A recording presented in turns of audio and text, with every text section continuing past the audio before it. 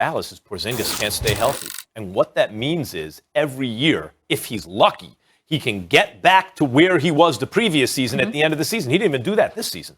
This season, he didn't even do that. Last season, the bubble season, he spent the year trying to get back to where he was. And by the way, he got there. He couldn't get past it, but he got there. 35 points in the playoffs. Maybe he's going to be the deciding factor against the Clippers. It didn't work out that way. Got hurt, as usual.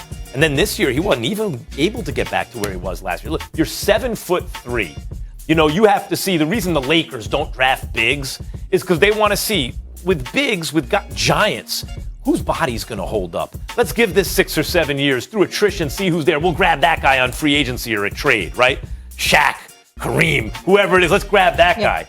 But when you draft a big or trade for a big earlier in his career, you don't know. And Porzingis has always had an injury history, and that is the problem. He cannot be a reliable, even number 2, because he can't stay healthy, and this is what winds up happening.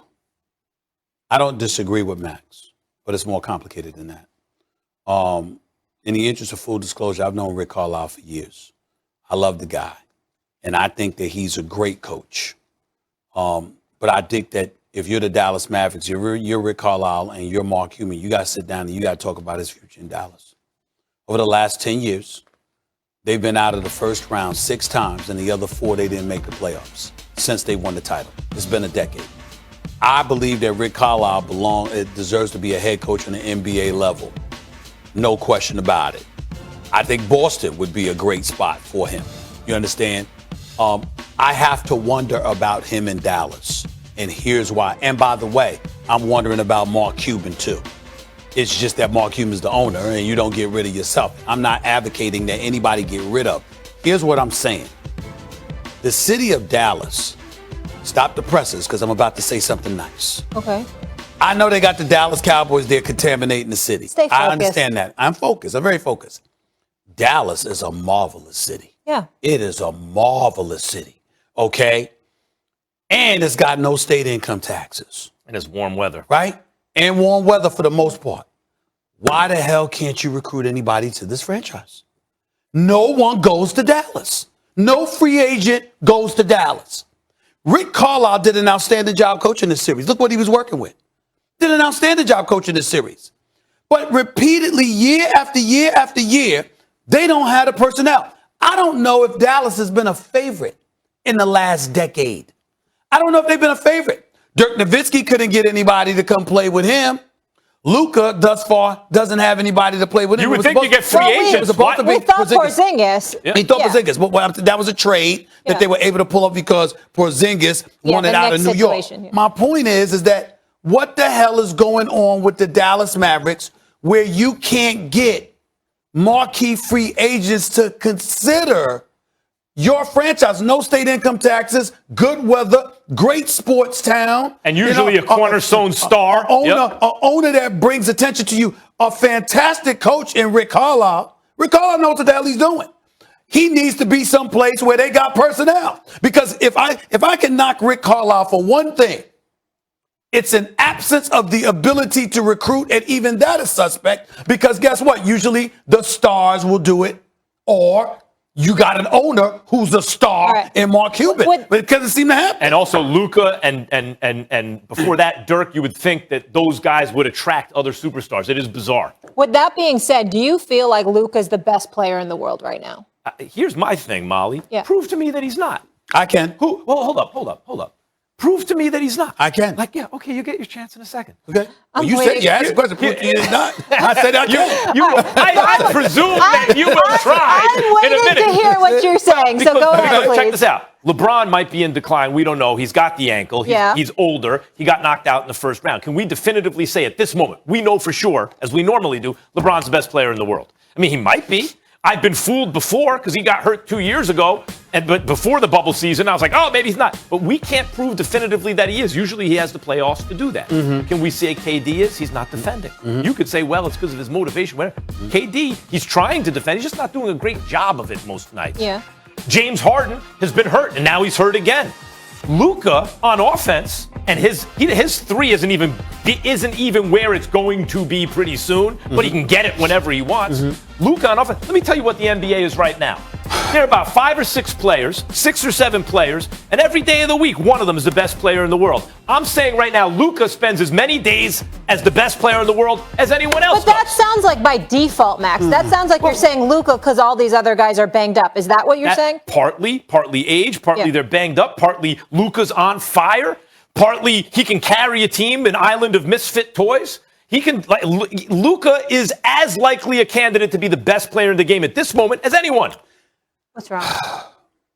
Max's argument is completely diluted by the fact that he questions and has questioned whether or not Kevin Durant is the best player in the world. Because Max has brought up what he's lacking in defense. On KD's worst day, he plays better defense than Luka. That is a fact. Luka don't defend.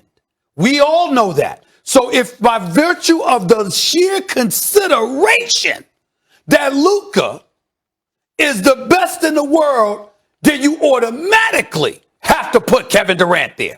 Because he don't play defense like Kevin. I'm saying Luka ain't Kevin Durant. And oh, by the way, Kevin Durant was an elite defender a couple of years ago. He's still getting back, even though he's healthier now and what have you. You know, we expect him to be even better next year. I don't see Kevin Durant getting slayed by defenders. You act like he can't play defense at all. I don't see that happening with him.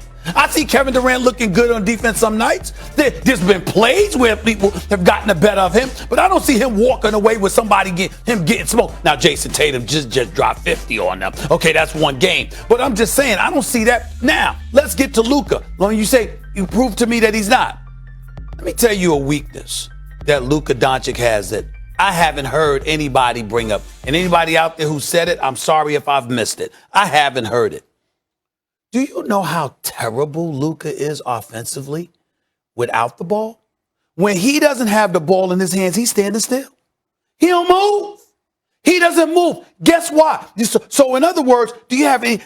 That is a problem. When I bring up Steph Curry, as great of a sniper as he is, what do I always bring up? His movement without the basketball, the fact that you have your head on a swivel. You don't know where he is. You're constantly looking for him because he's always moving. Trae Young, movement without the basketball as well. He's trying to find his little self. Where the hell is he? Because I can't leave this dude open. Damian Lillard, even though he doesn't move as much as them, still moves without the ball. Luka is a stationary target. Luka without the ball. Now, I know what he does when he has the ball in his hands, even though there's a couple of fourth quarters he didn't show up in the series, but that's neither here nor there. I know what he does with the ball in his hands, and I know. But you're questioning defense, and you're questioning when he doesn't have the ball in his hands. I just like to answer a few things. And not the greatest three-point shooter.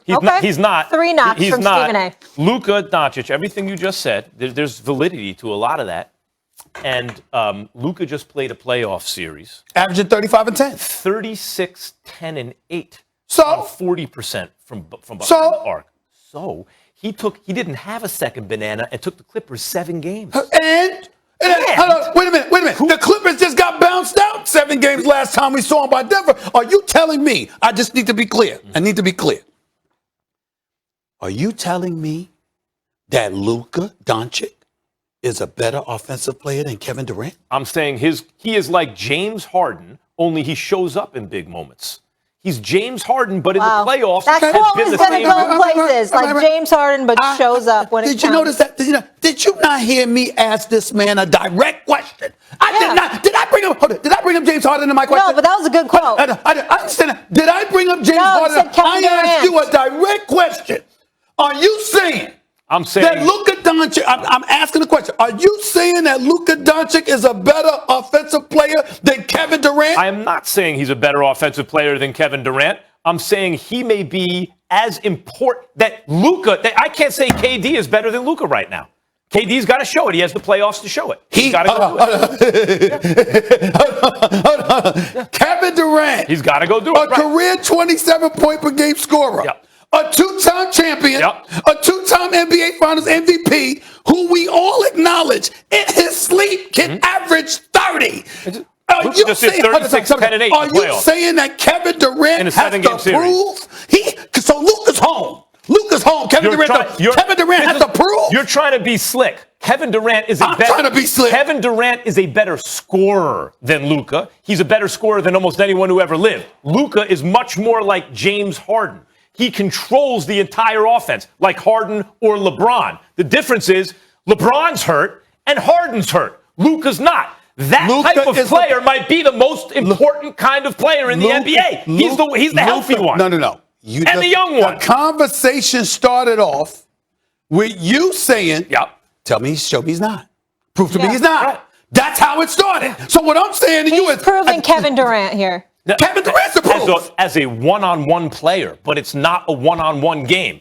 Kevin Durant, when Harden's been hurt this year, when he's been out, KD and Kyrie's record is not that impressive. When Harden plays, the record's very impressive because Harden, like Luka or like LeBron, is the dude that makes everyone around him better. Well, you were liking Harden even more than Luka, but I think it's just Luka's now showed up in the playoffs. Harden, you needed to see that still. I like KD. But this season, you were really high on Harden. I like KD more, too, if he's fully healthy. But I haven't seen on the defensive end that he's back to where he was. It's a little bit based on default, Stephen A., because of injury in his age. Yeah, that's the league changes. He did not say Kevin Durant is not healthy. He said Kevin Durant has to show me, he has to prove it. That's what he said. Of course, injuries with LeBron, injuries with Westbrook, injuries with Durant, injuries with Harden, injuries with anybody. We're not talking about that. I'm just saying, based on what we have seen, it's hot in here. The man has been in the league for 13, 14 years. One person who agrees with Stephen A. is Michael Thomas.